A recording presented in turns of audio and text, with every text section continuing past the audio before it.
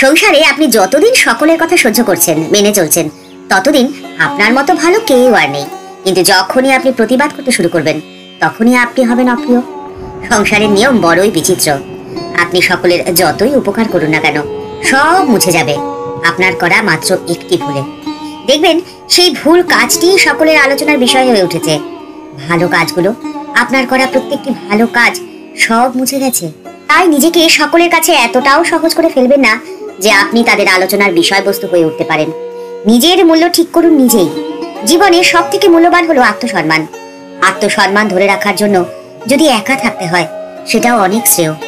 আত্মসম্মান নিয়ে একাকী শান্তির ঘুম দু চোখে আসে, কিন্তু স্নেহের জন্য, ভালোবাসার জন্য আত্মসম্মান বিসর্জন দেওয়া অন্যায়, পাপ। আপনার পরিবার, আত্মীয়, বন্ধু বা সন্তান, আপনার স্নেহ যত বেশি তাদের প্রতি হোক না কেন, নিজের সম্মানের থেকে বড় কিছুতেই হতে পারে না। নিজের প্রতি নিজের বিশ্বাস ধরে রাখবেন কি করে? নিজেকে কি করে শক্তিশালী করে তুলবেন? মাত্র 4টি উপায় অবলম্বন করলেই আপনি হয়ে উঠবেন এতটাই শক্তিশালী যে সবাই আপনাকে সম্মান করবে। কারো কাছে কখনোই আপনি সস্তা হয়ে যাবেন না।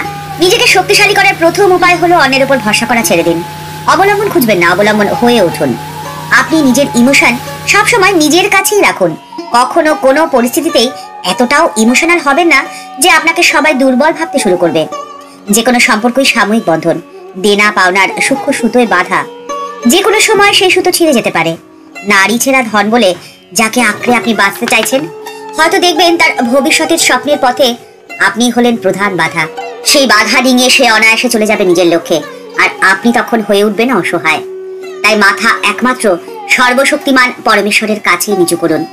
অবলম্বন তাকেই করুন, অন্য কাউকে নয়। কারণ একমাত্র সেই কোনো পরিস্থিতিতেই আপনাকে ছেড়ে যাবে না, সবসময় থাকবে আপনার সাথে। আপনার সুখে যেমন থাকবে, আপনার দুঃখেও তেমনই থাকবে। দ্বিতীয়, আপনাকে জেদি হতে হবে। যা চাইছেন আপনি তা সহজে পাবেন না, আপনাকে তা অর্জন করতে হবে। আর জেদি না হলে তা অর্জন আপনি কিছুতেই করতে পারবেন না।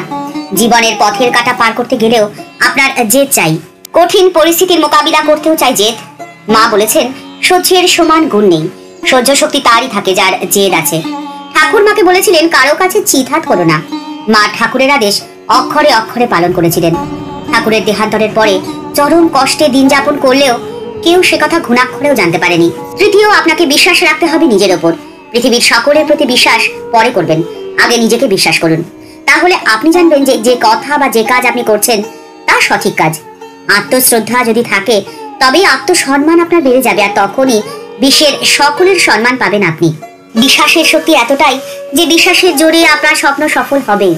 যেমন মায়ের বিশ্বাস ছিল যে রামকৃষ্ণ সংঘের মাধ্যমে ঠাকুর তার ভাবধারার তরঙ্গ প্রবাহিত করবেন। একসময় মা ব্রহ্মচারীদের জ্ঞান অর্জনের জন্য ইংরাজি লেখাপড়াও শিখতে বলেছিলেন। মা এর কারণ হিসেবে বলেছিলেন যে অনেক বিদেশি ভক্ত আসবে এখানে, আর তাদের সাথে কথা বলার জন্য ইংরাজি শিক্ষা অত্যন্ত দরকারি। এই সংঘ গঠনের মূল একদিকে যেমন মায়ের ভালোবাসা, আর একদিকে মায়ের শিক্ষা।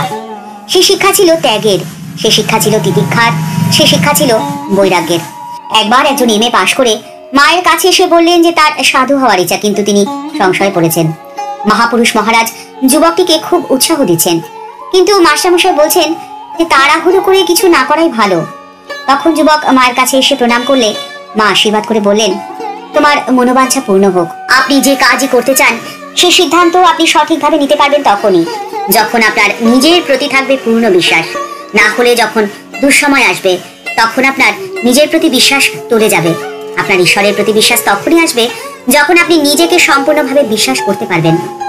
নিজেকে শক্তিশালী করার চতুর্থ উপায় হলো আপনি প্রতি মুহূর্ত শিক্ষা গ্রহণ করুন। প্রতিনিয়ত কিছু না কিছু শিখতে ব্যস্ত থাকুন। নদী স্রোতস্বিনী, কারণ সে গতিশীল। আপনিও নিজের জীবনের শিক্ষার স্রোতকে ধরে রাখুন, থেমে যাবেন না। কখনো এটা ভাববেন না যে আমার যা শেখার শেখা হয়ে গেছে, বা আমার আর কিছু জানার নেই, বা আমার বয়স হয়ে গেছে আর শিখে কি হবে। এই ভাবধারা বর্জন করুন। আপনি যদি শিক্ষা গ্রহণ বন্ধ করে দেন, তাহলে আপনি হয়ে যাবেন বদ্ধ পানা পুকুরের মতো, যা একদমই কাম্য নয়। জীবনকে সম্পূর্ণ কর্মময় করে তুলুন। প্রতিদিন একটু একটু করে শিক্ষা অর্জন করলে 1 বছর পরে আপনি দেখবেন যে আপনি অনেক বেশি সচেতন হয়ে উঠেছেন চারপাশের পরিবর্তিত পরিবেশের সাথে। মায়ের শিক্ষার মূল ভিত্তি ছিল বিশ্বাস আর নিষ্ঠা। নিষ্ঠার সাথে যে শিক্ষা আপনি অর্জন করবেন তা আপনাকে করবে চরম শক্তিশালী।